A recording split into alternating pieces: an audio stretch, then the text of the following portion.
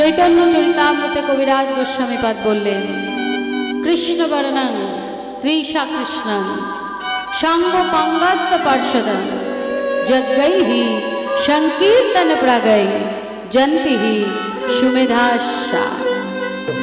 নিমি রাজা পৃথিবীর মধ্যে 9 জন মহাযোগীন্দ্র ঋষিকে তার রাজসভায় আমন্ত্রণ জানিয়েছিলেন 9টি প্রশ্নের উত্তর জানবেন বলে। তা 9 জন মহাযোগীন্দ্র ঋষি নিমি রাজার আমন্ত্রণে সাড়া দিয়ে রাজসভায় এসে আসন গ্রহণ করেছেন। নিমি রাজা 8 জন মহাযোগীন্দ্র ঋষিকে 8টি প্রশ্ন করলেন। এবার শেষ প্রশ্নটি করছেন শেষ যোগীন্দ্র ঋষি, নবম যোগীন্দ্র ঋষি শ্রী করভাজন মুনিকে।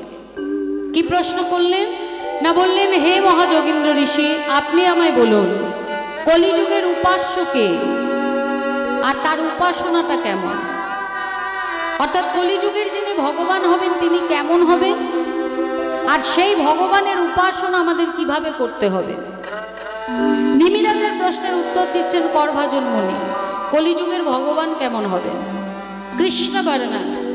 কৃষ্ণ, কৃষ্ণ মানে হচ্ছে কালো, আর বর্ণ মানে হচ্ছে রং। কিন্তু এখানে বর্ণ শব্দের অর্থ রং নয়, বর্ণ শব্দের অর্থ কি বললেন? কৃষ্ণাং বর্ণাং দ্বিজ সকৃষ্ণ বর্ণাং।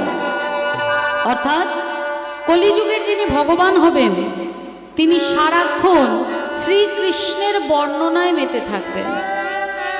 সেই ভগবানের গায়ের রং কেমন হবে?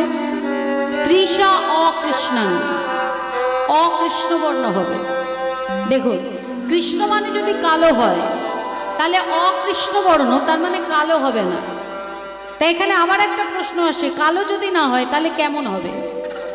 সাদা হতে পারে, লাল হতে পারে, হলুদ হতে পারে, কোন রং হবে? সত্য ত্রেতা দাপর কলি 4টে যুগ, সত্য ত্রেতা দাপর 3 যুগে আমরা ভগবানের 3টি বর্ণ দর্শন করেছি, শ্বেতবর্ণ, রক্তিম বর্ণ, কৃষ্ণবর্ণ। তাহলে বাকি আছে শুধু কলিযুগ আর পীতবর্ণ। তাহলে কলিযুগের যিনি ভগবান হবেন তার গায়ের রংটা হবে পীতবর্ণ, মানে কাঁচা হলুদের মতো বর্ণ, যাকে বলে সোনার মতো উজ্জ্বল বর্ণ। তিনি কেমন ভাবে আসবেন না, সাঙ্গ পাঙ্গাস্ত পার্শ্বদা, সাঙ্গপাঙ্গ এবং ভক্তগণ সঙ্গে করে আসবে। সাঙ্গপাঙ্গ শব্দের অর্থ কিন্তু সঙ্গী সাথী নয়। যদি বাংলা ডিকশনারিটা খোলা যায় সেখানে সাঙ্গপাঙ্গ শব্দের অর্থ দেয়া আছে ঢাল আর তরোয়াল। তা আপনারাই বলুন, আমাদের কলিযুগের যিনি ভগবান শ্রীকৃষ্ণ চৈতন্য মহাপ্রভু মা, তার হাতে কি ঢাল তরোয়াল আছে? আছে? নেই। কেমন ভাবে দাঁড়িয়ে আছে? হাত তোলা, হরি বলা আমার গৌর হরি, তাই তো? তাহলে বলছে যে সাঙ্গপাঙ্গ সঙ্গে ভক্তগণ সঙ্গে করে আসবে। তাহলে সাঙ্গপাঙ্গ শব্দের অর্থ যদি ঢাল তরোয়াল হয় বাবা, তা ঢাল তরোয়ালটা কোথায় রেখে এলেন? সত্যত্রেতা দাপর 3 যুগে আমরা ভগবানকে দেখেছি রাজ ঐশ্বর্য রূপে, হাতে অস্ত্র নিয়ে, তাই না? সত্যযুগে নারায়ণ, ত্রেতায় রাম, দাপরে কৃষ্ণ। সত্যযুগে নারায়ণের হাতেও চক্র ছিল, ত্রেতা যুগে রামচন্দ্র অবতারে ধনুর্ধারী ছিলেন, রাবণকে বধ করেছিলেন। যখন দাপর যুগ এলো তখন ভগবান শ্রীকৃষ্ণ কিন্তু কুরুক্ষেত্রের যুদ্ধে একদিনের জন্য হলেও হাতে সুদর্শনকে নিয়েছিলেন। কিন্তু সেই ভগবান যখন কলিতে এলেন তখন রাজ ঐশ্বর্য ছেড়ে এলেন কেমন ভাবে? কাঙাল রূপ ধরে। আর হাতে অস্ত্র আনলেন না, কি বললেন? বললেন রাম আদি অবতারে আমি অসুরের করিয়াছি সংহার, করিয়াছি সংহার। এবে অস্ত্র না ধরিব, কারো প্রাণে না মারিব, হরি নাম দিয়া চিত্ত শুদ্ধ করিব সবাই, চিত্ত শুদ্ধ করিব সবাই। রাম আদি অবতারী হাতে অস্ত্র নিয়ে আমি অসুরেরই করেছি সংহার, কিন্তু এবে অস্ত্র না ধরিব, এখন হাতে অস্ত্র নেব না, কারেও প্রাণে না মারিব, কাউকে প্রাণে মারব না। হরিনাম দিয়া চিত্ত শুদ্ধ করিব সবার। হরিনাম আর প্রেমের দ্বারা জীবের চিত্ত শুদ্ধ করব। তাই কলিযুগে যখন ভগবান এলেন, কাঙাল রূপ ধরে এলেন, আর অস্ত্র স্বরূপ নিয়ে এলেন নাম আর প্রেম। একদিন নিতাই চাঁদকে কাছে ডেকে বলছে, শ্রীপাদ, আজ তোমায় আমি এক গুরু দায়িত্ব দেবো। নিত্যানন্দ প্রভু বলছে, ও ভাই, আমাকে সবাই বলে আমি নাকি পাগলা নিতাই। তা যে পাগল সে কখনো গুরু দায়িত্ব নিতে পারে বাবা? পাগলকে কখনো গুরু দায়িত্ব দেয়া যায়? নিতাই চাঁদ বলছে, তোর দায়িত্ব তুই নে, না হলে অন্য কাউকে দে। গৌরহরি বললেন, শ্রীপাদ, এই দায়িত্ব না আমি নিতে পারবো না অন্য কাউকে দিতে পারবো। এই দায়িত্ব যদি কাউকে কেউ পালন করতে পারে সেটা শুধু তুমি। বেশ, তাহলে বল ভাই কি দায়িত্ব? বলে, শোনো দাদা, এই হরিনাম আর প্রেম কলিহত জীবের দাঁড়ে দাঁড়ে বিতরণ করতে হবে। কোনো জাতিভেদ করবে না, বর্ণভেদ করবে না।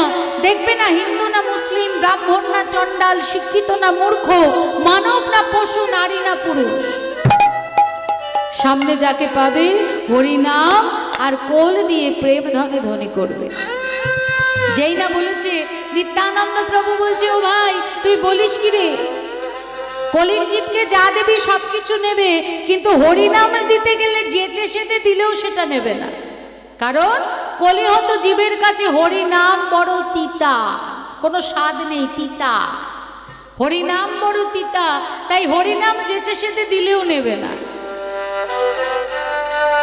গৌরহরি হেসে বলছে, ও গো দাদা গো,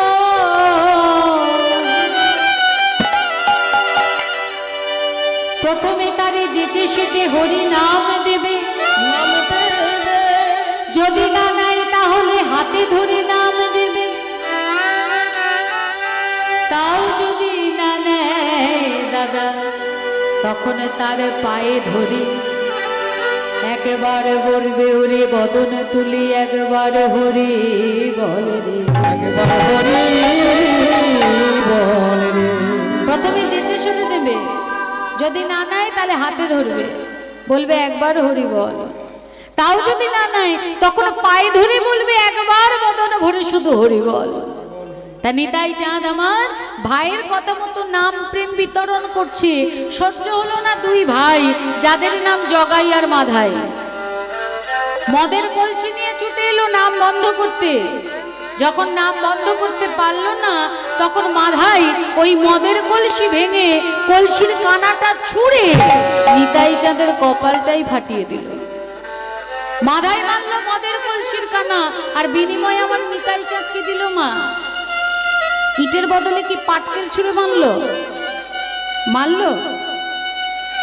আমাদের যদি কেউ একটা গালে একটা থাপ্পড় মারে, এমনকি আমরা কেউ আছি আর একটা গাল এগিয়ে দিয়ে বলবো যে এই গালে একটা মেরেছো তো এই গালে দুটো মারো, আছে নাকি এমন কেউ? আমাদের একটা মারলে উল্টে আমরা চারটে মেরে দেবো, তাই না? কিন্তু নিতাই চাঁদ কি করলেন? মাধাই মারল মদের কলসির কানা, আর বিনিময় নিতাই চাঁদ বাহু দুটি প্রসারিত করে বললেন, মেরেছ কলসির কানা, তাই বলে কি প্রেম দেব না? তাহলে মাধাই মারল মদের কলসির কানা, আর বিনিময় আমার নিতাই চাঁদ দিল প্রেম, ইটের বদলে পাটকেল ছুড়ল না। তাহলে কলিযুগের ভগবানের অস্ত্র হলো প্রেম। প্রেম স্বরূপ অস্ত্র নিয়ে ভক্তগণ সঙ্গে করে এই কলিযুগে আসবেন। এবার সেই ভগবানের উপাসনা করতে হবে। সত্যযুগে মানুষের বয়স ছিল 1 লক্ষ বছর, তারা ধ্যান তপস্যার দ্বারা ভগবানের পূজা করত। যখন ত্রেতা যুগ এলো তখন তাদের বয়স কমে হলো 10,000 বছর, তখন যাগযজ্ঞের দ্বারা ভগবানের উপাসনা করত। যখন দাপর এলো তখন মানুষের বয়স কমে হলো 1000 বছর, তখন পূজা অর্চনার দ্বারা ভগবানের উপাসনা করত। কিন্তু কলিহত জীবের আয়ু কত? মাত্র 100 বছর। তাও কি সবাই বাঁচে বাবা? কজন আছে সেঞ্চুরি করে? কজন আছে? বেশিরভাগই তো আগেই চলে যায়। তাহলে এত কম আয়ু নিয়ে কখন ধ্যান তপস্যা করবে, কখন যাগযজ্ঞ করবে, কখন পূজা অর্চনা করবে, এই মুখ দিয়ে কখন হরিবোল বলবে, কখন মুড়ি চেবাবে, আর কখন পরনিন্দা পরচর্চা করবে, বলো তোমরাই বলো। তাই আমার গৌরহরি সাধন ভজনটাকে সহজ করে দিলেন, বললেন কোনো কিছু করার দরকার নেই, একবার যদি বাহু তুলে হরি বল বলো, সত্য ত্রেতা দাপর 3 যুগের পরমার্থ একসাথে লাভ হবে। নিতাই গৌর হরি বল, হরি বল। তাই ভক্তগণ সঙ্গে করে আমার গৌর সুন্দর আজকে হরি নাম প্রেম বিতরণ করলেন। তাহলে কলিযুগের যিনি ভগবান হবেন, কোন যজ্ঞের দ্বারা তাকে উপাসনা করা হবে? হরিনাম সংকীর্তন নামক যজ্ঞের দ্বারা। আর সেই যজ্ঞটা করবে কারা? জন্তিহি সুমেধাশ্চা, সুমেধা মানে যাদের মেধা শক্তি একটু ভালো হবে, তারা ভক্তগণকে সঙ্গে করে এই হরিনাম মহোৎসব যজ্ঞের দ্বারা তার উপাসনা করবে। তাই আমার গৌর হরি নিজে আচরণ করে দেখালেন কেমন ভাবে ডাকতে হবে, কেমন করে বাহু তুলে হরি বলতে হবে। কারণ আপনি আচরি ধর্ম জীবেরে শেখায়, আপনি না আচরিলে শেখানো না যায়। মুখে বলে দেওয়া একরকম, আর নিজে আচরণ করে দেখানো একরকম। তাই ভক্তগণ সঙ্গে করে হরি নাম করছে আর বলছে কি, হরি বল রে রাধে। সকলে মিলে দুটি বাহু তুলে একসাথে বলবো মা, হরি বল রে, হরি বল রে, বল রে বল রে, হরি বল রে, হরি বল রে, হরি বল রে, বল রে বল রে, হরি বল রে, হরি বল রে, হরি বল রে, বল রে বল রে, হরি বল রে, হরি বল রে, হরি বল রে, বল রে, হরি বল রে,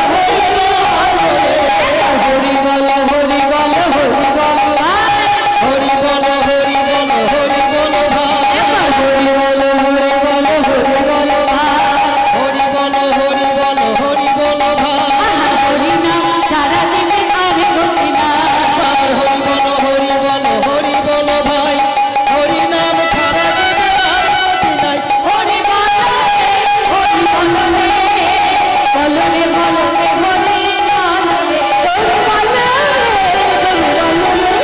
হরি বল রে, হরি বল রে, হরি বল রে, হরি বল রে, হরি বল রে, হরি বল রে, হরি বল রে, বল রে, হরি বল রে। নিতাই গৌর হরি বল, হরি বল, হরি বল, হরি বল। শ্রীকৃষ্ণ চৈতন্য মহাপ্রভু আমার শ্রীরামচন্দ্র নীলাচলে গম্ভীরাতে রাধা ভাবে বিভোর জগন্নাথ প্রভুকে দর্শন করতেন কৃষ্ণ রূপে। গৌরহরি মোট 48 বছর লীলা করেছেন। 24 বছর নবদ্বীপ লীলা, 24 বছর সন্ন্যাস লীলা, নীলাচল লীলা। তা আজকে আমার গৌরহরি শ্রীরাম লীলাচলে গম্ভীরাতে রায় রামানন্দ স্বরূপ দামোদর প্রভুর কণ্ঠ জড়িয়ে ধরে কৃষ্ণ কথা আলাপন করছেন। নীলাচলে আমার গৌরহরির 3.5 জন অন্তরঙ্গ ভক্ত ছিল। রায় রামানন্দ প্রভু, স্বরূপ দামোদর প্রভু, শিখি মাইতি, আর শিখি মাইতির ছোট বোন যাকে অর্ধভক্ত ধরা হয় তিনি হলেন মাধবী দাসী। 3.5 জন অন্তরঙ্গ ভক্ত সঙ্গে করে আমার গৌরহরি কৃষ্ণ কথা আলাপন করছেন। গৌরহরি কলিযুগে এলেন, কলিহত জীবের উদ্দেশ্যে বললেন যে হরি বললেই সত্য ত্রেতা দাপর 3 যুগের পরমার্থ লাভ হবে। 84 লক্ষ জনে পরিভ্রমণ করে তবে পেয়েছি আমরা দুর্লভ মনুষ্য জন্ম মা। এই যে যত কীট পতঙ্গ, তরুলতা, বৃক্ষ দেখছেন, আমরা প্রত্যেকে কিন্তু এই জন্মগুলো পেরিয়ে তবে এরকম একটা ভজনের, একটা সাধনার দেহ পেয়েছি, যে দেহ দ্বারা ভগবানকে সেবা করা যায়। তা নাহলে ভাবুন, মনুষ্য জন্ম নিয়েও কতজন আছে না, চোখে দেখে না, কানে শোনে না, কথা বলতে পারে না, হাত নেই, পা নেই, তারা কি সম্পূর্ণভাবে ভগবানের সেবা করতে পারে? মন চাইলেও পারে না। কিন্তু যারা সম্পূর্ণ দেহ নিয়ে এসছে, ভজনের দেহ, সেবার দেহ নিয়ে এসছে, দিনান্তে কবার সেবা করে বা? হ্যাঁ, কবার আমরা ভগবানকে ডাকি, কবার বদনে আমরা হরিবোল বলি। কিন্তু শাস্ত্র বললেন এক হরি নামে যত পাপ হরে, পাতকের সাধ্য নাই তত পাপ করে। একটা বাড়িতে দুই ভাই থাকতো। বড় ভাই হচ্ছে পুরোপুরি নাস্তিক আর ছোট ভাই হচ্ছে সাত্ত্বিক। হরিনাম করতো, বাড়িতে নাম যজ্ঞ হতো, কীর্তন হতো, সারাক্ষণ নামে মেতে থাকতো, নরনারায়ণ সেবা দিত। আর বড় ভাই তার ধারের কাছে যেত না, ঘরের মধ্যে বসে খালি মদ্যপান করত, দরজা বন্ধ করে। কোনো বিরক্ত করতো না, কিন্তু দরজা বন্ধ করে ঘরের ভেতর বসে বসে শুধু মদ্যপান করত। কোনোভাবেই তাকে ডেকে বাইরে আনা যেত না, এতটাই হরিনাম বিদ্বেষী ছিল। তা সকল বাবাজিরা এসছেন, 64 মহন্তের ভোগ লাগানো হয়েছে, ভোগ টোগ সব দেয়া হয়ে গেছে। এবার বাবাজিরা ফিরে যাবেন। তা তাদের মধ্যে একজন বলে উঠলেন, বাবা তোমাকে আর তোমার সহধর্মিনীকে দেখলাম, কিন্তু এই বাড়িতে কি আর কেউ নেই? তা সেই ভক্ত বলছে, হ্যাঁ বাবাজি, আমার এক দাদা আছে। তা কোথায় সে? তাকে তো দেখতে পেলাম না। বলে তার কাছে হরিনাম তিতা, হরিনাম ভালোবাসে না, ভগবানের নাম ভালোবাসে না, তাই দরজা বন্ধ করে বসে আছে, কিছুতেই বাইরে বেরোচ্ছে না। সে যদি জীবনে কিছু করে থাকে তাহলে ওই বোতল বোতল খেয়ে পেটটাকে ফুলিয়েছে, আর কিছু করেনি, ওটা ছাড়া কিছু বোঝে না। বলছে বেশ, তাহলে কোথায় আছে সে আমাকে দেখাও, আমি গিয়ে তাকে ডাকবো। হাতে পায়ে ধরে বলছে, বাবাজি আপনাকে অপমান করবে, আপনি যাবেন না, আপনি ডাকলেও বেরোবে না, অপমান করবে আপনাকে। বলছে আমি হলাম বৈষ্ণব, আমার আবার মান অপমানের কি আছে? হ্যাঁ, তা আমাকে একবার নিয়ে চলো। বেশ, আপনি যখন এত করে বলছেন, অপরাধ কিন্তু নেবেন না, বৈষ্ণব অপরাধ মহা অপরাধ। 64টা অপরাধের মধ্যে 62টা অপরাধ ভগবান ক্ষমা করে, কিন্তু দুটো অপরাধ করে না। এক হলো নাম অপরাধ, আর এক হলো বৈষ্ণব অপরাধ। বৈষ্ণব অপরাধ করার জন্য চাপাল গোপালের কি দশা হয়েছিল। তাই যদি বৈষ্ণব অপরাধে পড়ে যায় তখন তো মহান অর্থ হবে। তাই বলছে, বাবাজি আগে থেকে কিন্তু আমি ক্ষমা চেয়ে রাখছি। আচ্ছা বেশ বেশ, নিয়ে চলো। কিছুটা নিয়ে গিয়ে দেখছেন দরজাটা বন্ধ। তা বাবাজি ডাকছে, কে আছো গো, একটু বাইরে এসো। আজ 1 সপ্তাহ ধরে তোমার বাড়িতে আছি গো, তোমার বদনটাই তো দেখলাম না, একটু বাইরে এসো বাবা। ভিতর থেকে বলছে, না আমি বাইরে টাইরে যাবো না। কে আপনি?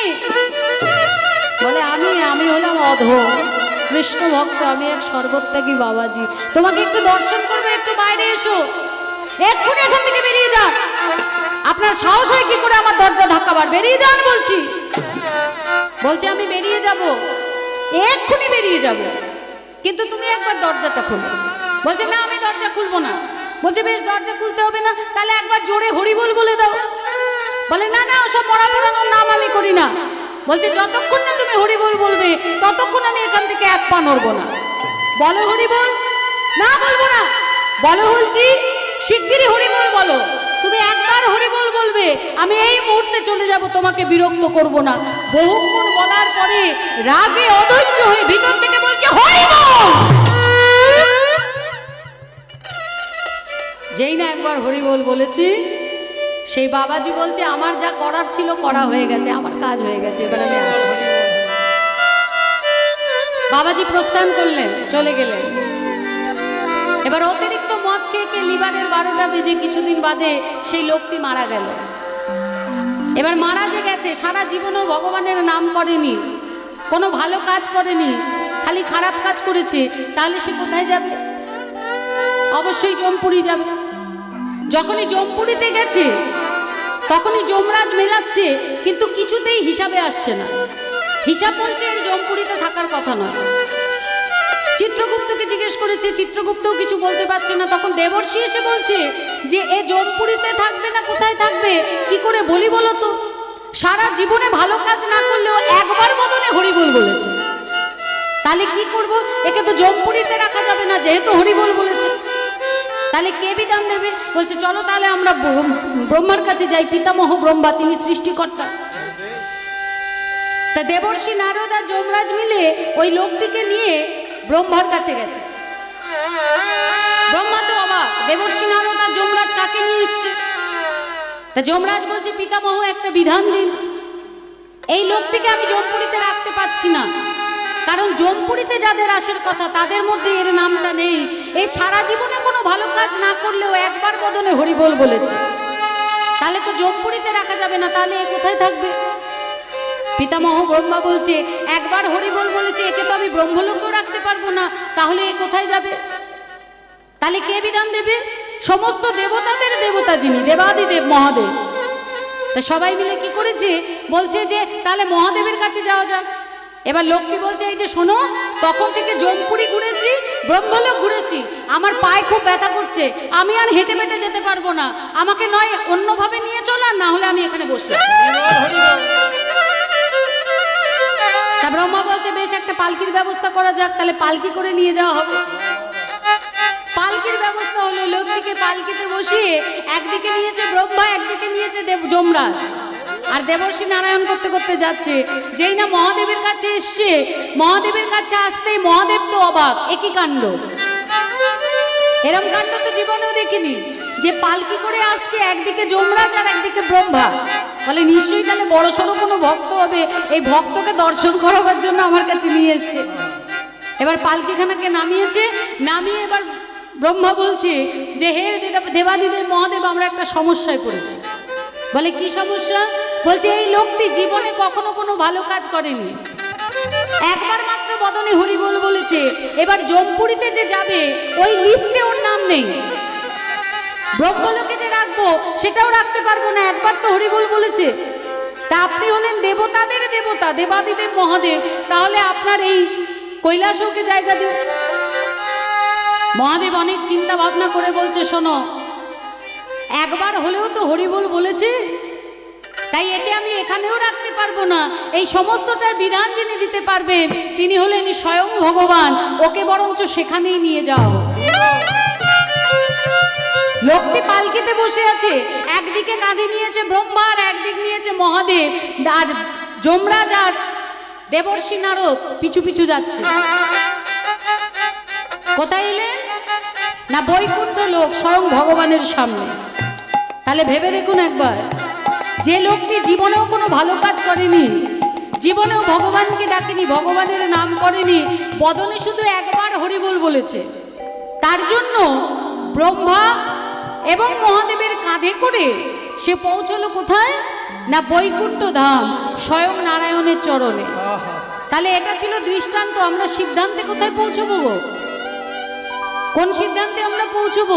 যদি একবার হরিবোল বললে মহাদেব আর ব্রহ্মার কাঁধে করে যাওয়া যায়, তাহলে যারা বারবার হরিবোল বলবে, যারা বারবার হরিনাম শুনবে, যারা বারবার হরিনাম করবে, তারা কোথায় যাবে? তারা সরাসরি ভগবানের চরণে পৌঁছে যাবে। নিতাই গৌর প্রেমানন্দে হরিবোল হরিবোল।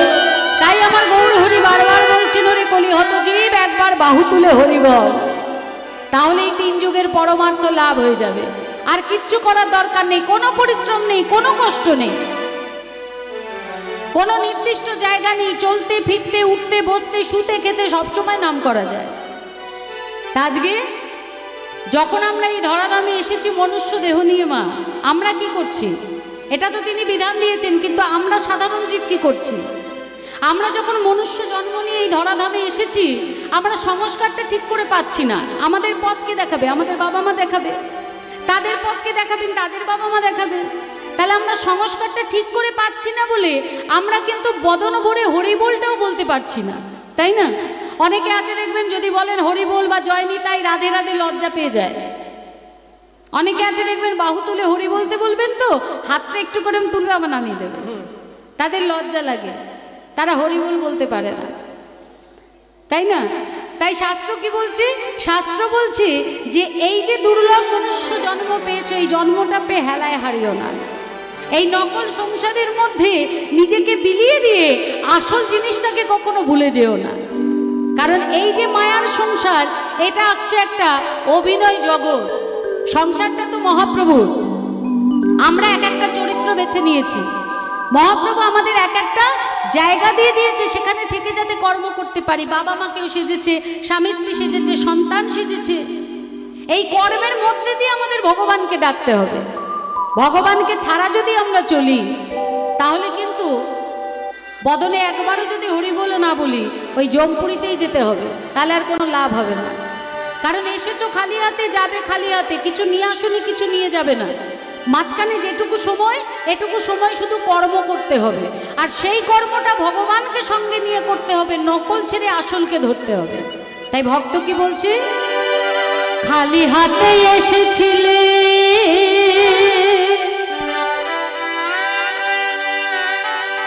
খালি হাতে যাবে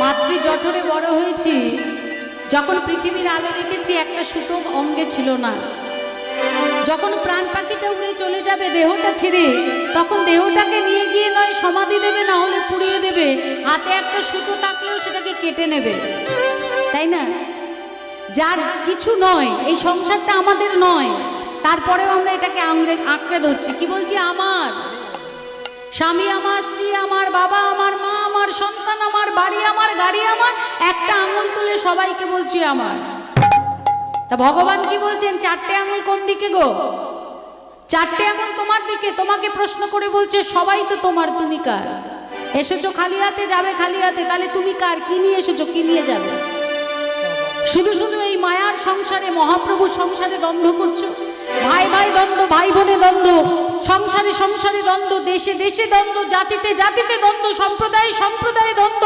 মহাদাবাগ্নির মধ্যে পড়ে তুমি কি করছো তুমি কার সবাইকে আমার বলে আঁকড়াচ্ছ তুমি কার খালি হাতে এসে খালি হাতে যাবে নিচে কেন দ্বন্দ্ব করে সংসারের মাঝে নিচে কেন দ্বন্দ্ব করে সংসারের মাঝে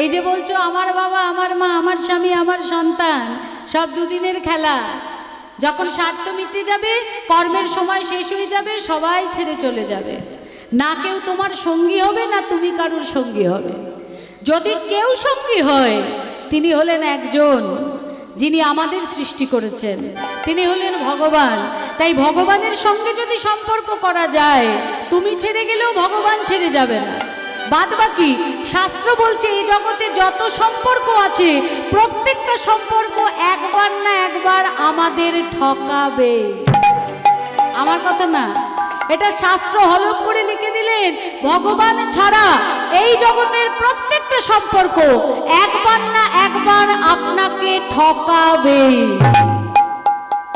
90% ইচ্ছাকৃত ঠকায় গো এটা তাদের স্বভাব মানুষকে ঠকিয়েই তাদের আনন্দ তাদের ভালোবাসা বিশ্বাস নিয়ে খেলা করে ঠকিয়ে তাদের আনন্দ কিন্তু 10% যে আছে বাবা এই 10% ইচ্ছাকৃত ঠকায় না অনিচ্ছাকৃতভাবে ঠকায় তো অনিচ্ছাকৃত ঠকানোটা কিরকম ধরুন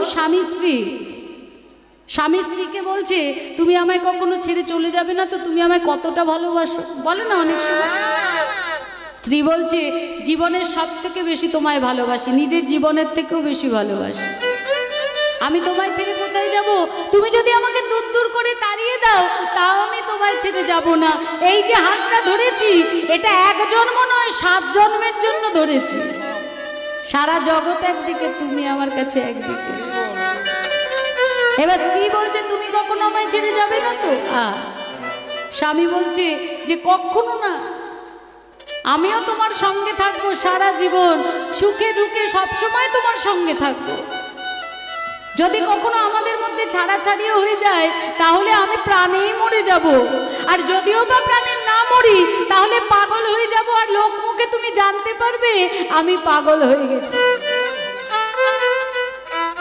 যদি মরে যায়, বলা তো যায় না মা কার প্রাণ পাখি কখন চলে যায়, ভগবান যদি মেরে দেয় সেটা আলাদা কথা, কিন্তু যদি আমি বেঁচে থাকি তাহলে পাগল হয়ে বাঁচবো, আর সেটা তুমি লোকের মুখ থেকে জানতে পারবে। যেই বলেছে ও মা, বউ সঙ্গে সঙ্গে স্বামীর মুখে হাত চাপা দিয়ে বলছে বালাই সাত, অমন কথা বলো না গো। যদি মৃত্যু নিতে আসি আমি সামনে দাঁড়াবো, মৃত্যু আগে আমায় নেবে তারপর তোমায় নেবে। বলো দেখি মৃত্যু কাকে আগে নেবে?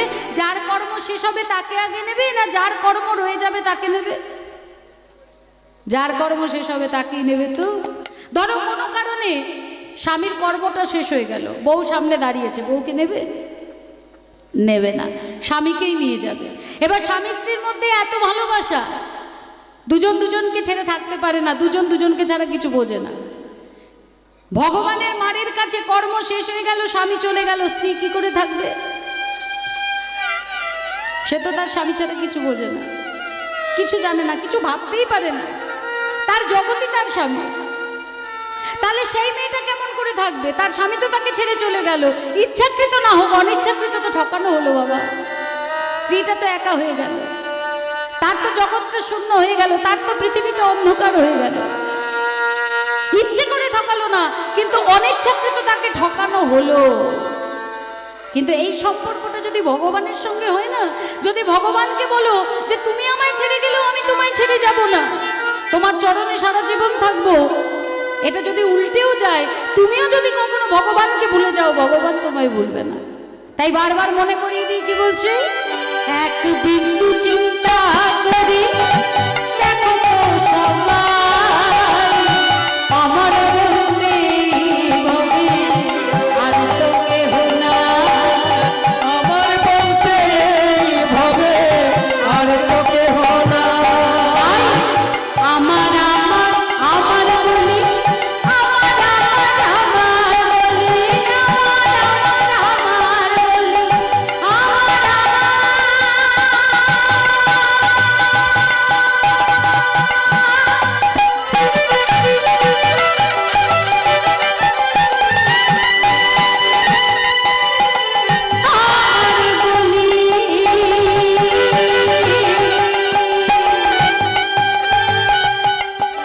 স্বামী আমার, স্ত্রী আমার, সন্তান আমার, এই আমার আমার বলে আমার আমার আমার বলি কাটায় না কাল, আমার আমার আমার বলি কাটায়ও না কাল, বৃথা হয়ে যাবে তোমার ইহ পরকাল, বৃথা হয়ে যাবে তোমার ইহ পরকাল, বৃথা হয়ে যাবে গো, বৃথা হয়ে যাবে গো, ইহকাল পরকাল, বৃথা হয়ে যাবে গো। তোমার ইহকাল পরকাল বৃথা হয়ে যাবে গো। মিথ্যে সম্পর্ককে আমার না বলে ভগবানকে যদি আমার বলা হয়, তবেই না ইহকাল পরকাল ঠিক থাকবে। হ্যাঁ, তাই কি বললে? যতটুকু পারো ভাই সব কর্ম করো, যতটুকু পারো ভাই, যতটুকু পারো ভাই, যতটুকু পারো ভাই। ভগবানকে আমার করতে গেলে শুধু ভালোবাসতে হবে না, কর্ম করতে হবে। আর সেই কর্মটা কেমন হবে? যতটুকু পারো ভাই সবই কর্ম করো, হাতে কর্ম করো, মুখে কৃষ্ণ নাম জপ। তোমরা হাতে কর্ম করো, মুখে কৃষ্ণ নাম জপ করো। নাম ভিন্ন এ দুনিয়ায় আর তো কেহ নাই, নাম ভিন্ন এ দুনিয়ায়, নাম ভিন্ন এ দুনিয়ায়, নাম ভিন্ন এ দুনিয়ায়, নাম ভিন্ন।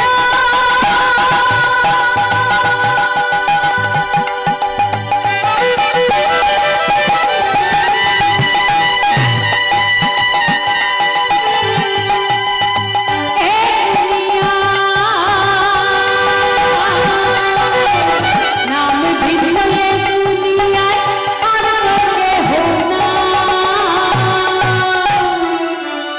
আজকের পর যে নকলগুলোকে নিয়ে বসেছিলেন, যদি একটু এই কথা এই বার্তাটা অন্তরে প্রবেশ করে, তবে এই নকলে ছেড়ে ওই আসলেতে তোমাদের মনটা মজাও ভাই, মনটা মজা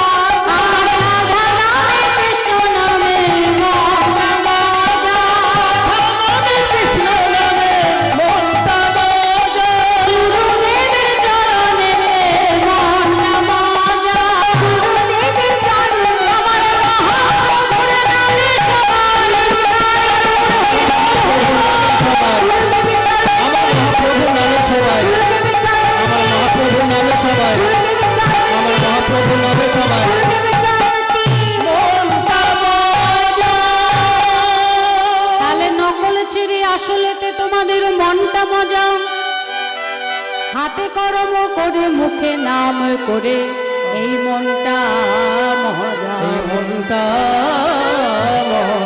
আজ আমার গৌরহরি রাধাভাবী বিভোর। আর একটি লোক, সেই লোকটি প্রত্যেক দিন পুরীর সমুদ্রে স্নান করে সোজা জগন্নাথ মন্দিরে এসে জগন্নাথ প্রভুকে দর্শন করে করে কাজে চলে যায়। এই লোকটি অত শাস্ত্রগ্রন্থ জানে না, অত গ্রন্থ টন্থ পড়তে পারে না। বলে কি, গ্রন্থ পড়ে কি হবে, আগে হচ্ছে কর্ম, কর্মটা করতে হবে, তার উপরে ধর্ম। কারণ কর্ম না করলে খেতে পারবো না, আর ধর্ম যদি না করি তাহলে এই নকলেই মিশে যেতে হবে। তাই আগে ধর্ম করে তারপর কর্ম কাজে চলে যায়। তা প্রত্যেক দিন যে স্নান করে জগন্নাথ মন্দির অবধি আসে, সে কিন্তু আড্ডা দেয় না মা, কারোর সঙ্গে গল্প করে না, বৃথা সময় কাটায় না, একদম ডুব দিয়ে উঠে নাম ধরে আর জগন্নাথ মন্দিরে এসে নাম ছাড়ে। আপনারা যারা পুরী গেছেন জানেন, স্বর্গদ্বার থেকে যে রাস্তাটা সোজা জগন্নাথ মন্দির এসছে, ওইখানে আসতেই ডান হাতে গম্ভীরা মঠ, সন্ন্যাসের পর যেখানে আমার গৌরহরি রাধাভাবী ছিলেন, প্রত্যেক দিনের মতো আজও আসছে নাম করতে করতে।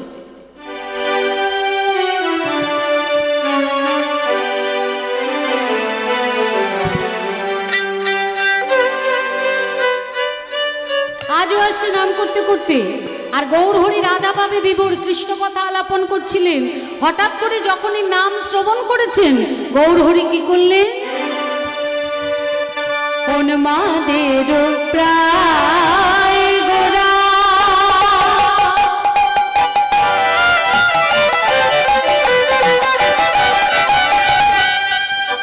গোড়ায় আমার চুপি চুপি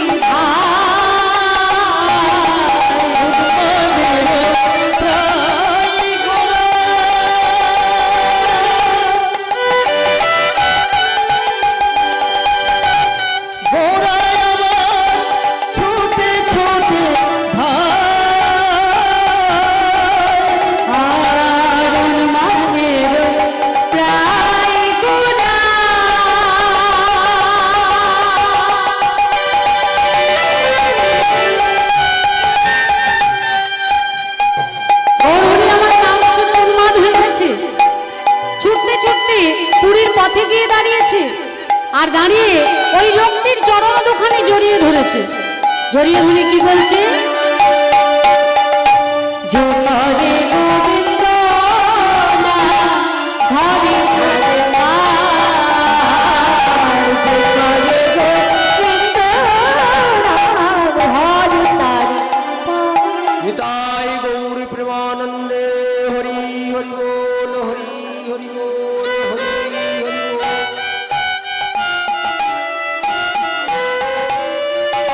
আর যে করে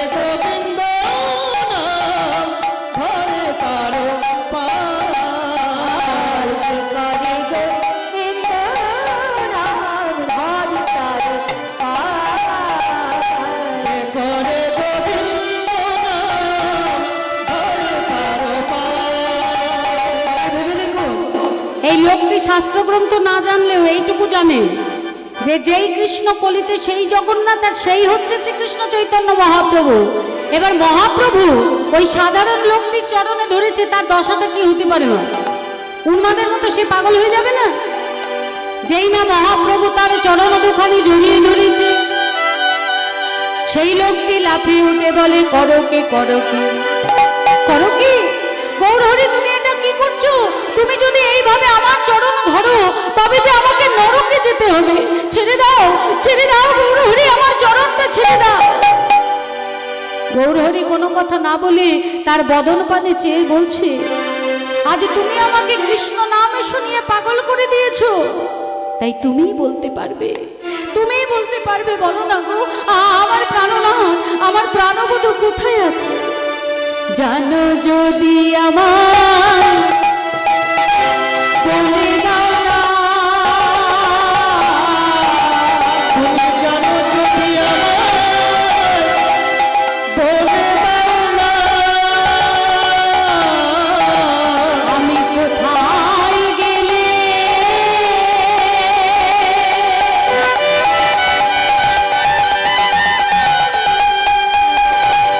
কোথায় গেলে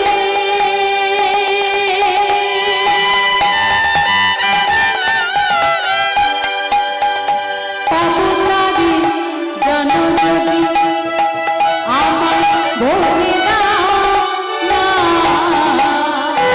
আমি কোথায় গেলে পাবনারে নাম শুনি আমার পাগল কইলে, পাবনারে শুনে আমায় পাগল করলে, জানো যদি আমায়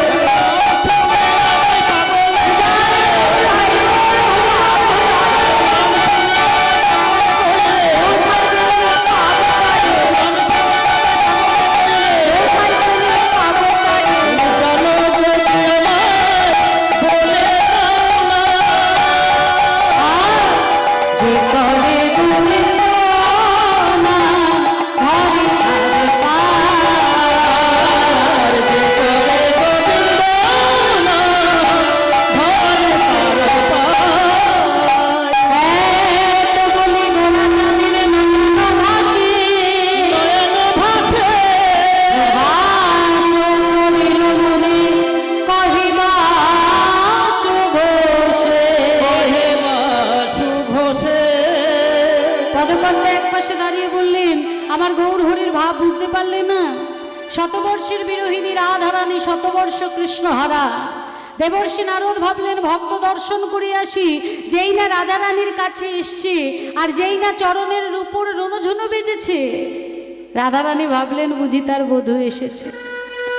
বলছে, বধূ এলে? দেবর্ষী বলছেন, না বিনোদিনী, আমি দেবর্ষী নারদ। রাধারানী বললেন, ও আচ্ছা দেবর্ষী, তুমি বলতে পারো আমার প্রাণনাথ, আমার প্রাণবধূ সে কোথায় আছে, সে কেমন আছে, কবে আসবে? রাধারানীর বিরহ দশা দর্শন করে দেবর্ষী বললেন, ও গো রাধে বিনোদিনী, প্রভাসের তীরে আমি যজ্ঞ করব, সেই যজ্ঞে তোমার প্রাণনাথ আর তোমার মিলন করিয়ে দেব। শতবর্ষ কৃষ্ণহারা, 100 বছর কৃষ্ণহারা। তা শতবর্ষ কৃষ্ণহারা হয়ে আমার রাধারানীর আর কথা বলারও ক্ষমতা নেই, আর কাঁদারও ক্ষমতা নেই। তাই রাধারানী আমার কি করেছেন না, বৃন্দাবনের মৃত্তিকার উপরে একটা মাটির ডেলা নিয়ে শ্রীকৃষ্ণের চিত্র অঙ্কন করছে, আর কেঁদে কেঁদে কি বলছে, কৃষ্ণ কৃষ্ণ বলে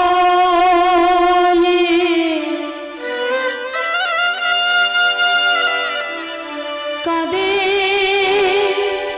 বাহু তুলে,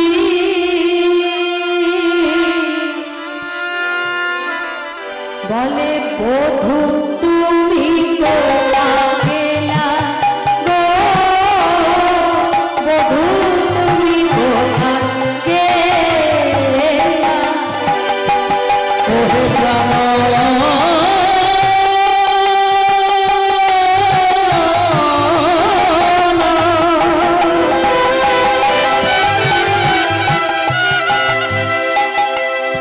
আমার পরাণে বন্ধু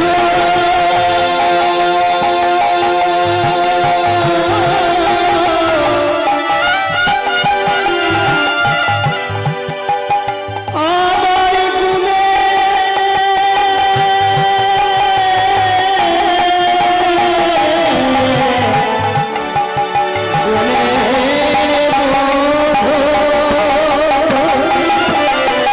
কৃষ্ণ কৃষ্ণ বলি কাঁদে বাহু তুলি বহু তুমি কোথা গেলা হে বন্ধু তুমি কোথা গেলা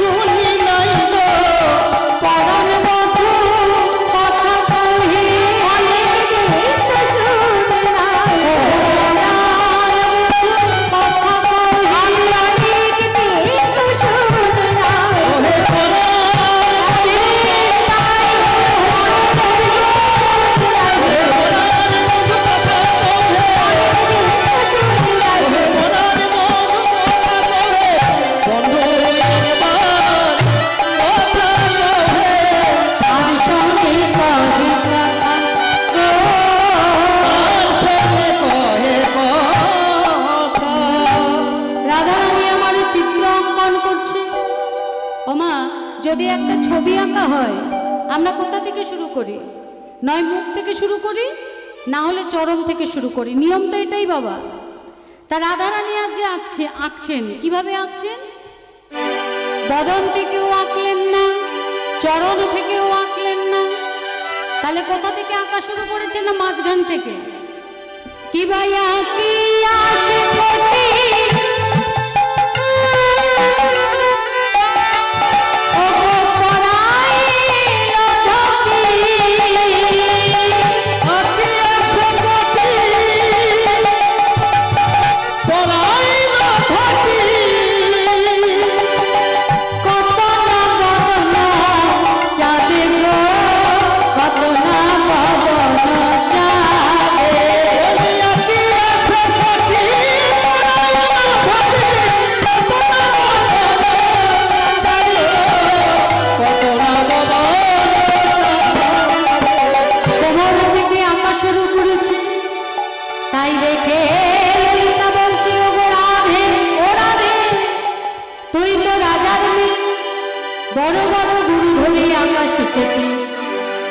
চিত্র আঁকতে গেলে নয় বদন থেকে শুরু করতে হয়, না হলে তা চরণ থেকে। কেমন করে ধরে শিখেছিস? রাধারানী আমার বললেন, ওরে ললিতা রে, আমার বধূ হলোই আমার জীবন। আমিও ভেবেছিলাম চরণ থেকে আঁকা শুরু করব, কিন্তু তারপরে ভেবে দেখলাম আমার বধূর চরণ ছিল, তাই সে ব্রজ ছেড়ে আমাকে ছেড়ে চলে গেল। আর এই চিত্রের যদি চরণ আগে এঁকে দিই, আর চরণে পেলে যদি বধূ আমায় ছেড়ে চলে যায়, তখন বল ললিতা, আমি কি নিয়ে ঘরে রব?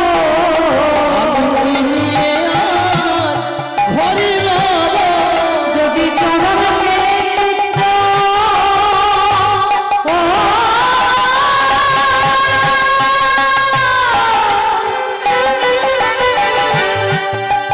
চিত্র চলে যায়, কি নিয়ে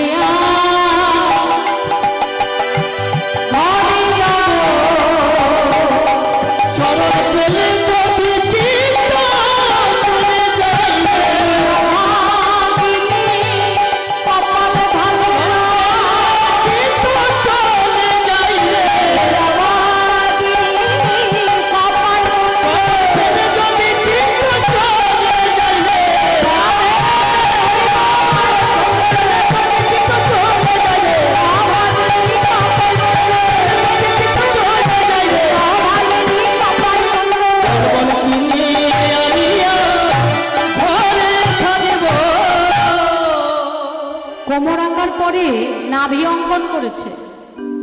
নাভি সরোবর তিল তিল জন, কত যতন করি।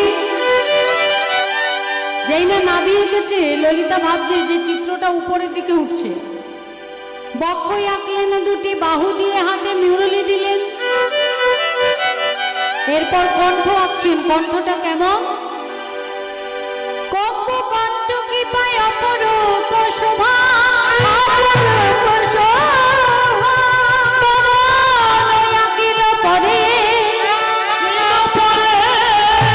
কম্বু কণ্ঠ কিবা অপরূপ শোভা। কম্বু কাকে কম্বু বলে? মা আসতে কাকে কম্বু বলে? কম্বু কাকে বলে? শাঁখকে। শঙ্খ বাজান তো সন্ধেবেলা, পুজোর সময় শঙ্খ বাজান। শঙ্খের মুখের দিকে এরকম গোল গোল দাগ আছে না, তেমনি দাগ ছিল আমার গোবিন্দের কণ্ঠে। তাই শঙ্খের সঙ্গে তুলনা করে বলছেন কম্বু কণ্ঠ কিবা অপরূপ শোভা। কণ্ঠ, তারপর বদন আঁকিল পরে। আর বদন অঙ্কন করে কি করছি? আহা বদন আঁকিয়া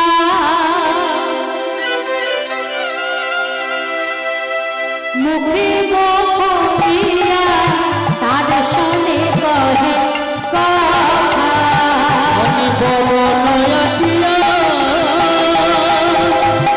মুখে মুখ দিয়া তার শোনে কহে কথা। বদনে কে? তার মুখে মুখ দিয়ে যে কথা বলছে। 100 কি বলছে ও ললিতা? বলি রাধারানী ওই চিত্রের মধ্যে মুখ দিয়ে কি বলছে?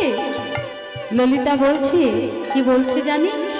বলছে এই দাসীর কথা মনে পড়ে না। এই দাসীর কথা কি তোমার মনে পড়ে না? এই দাসীর কথা কি মনে পড়ে না? এই দাসীর কথা মনে পড়ে না। তুমি দাঁড়িয়ে প্রাণে রাজা,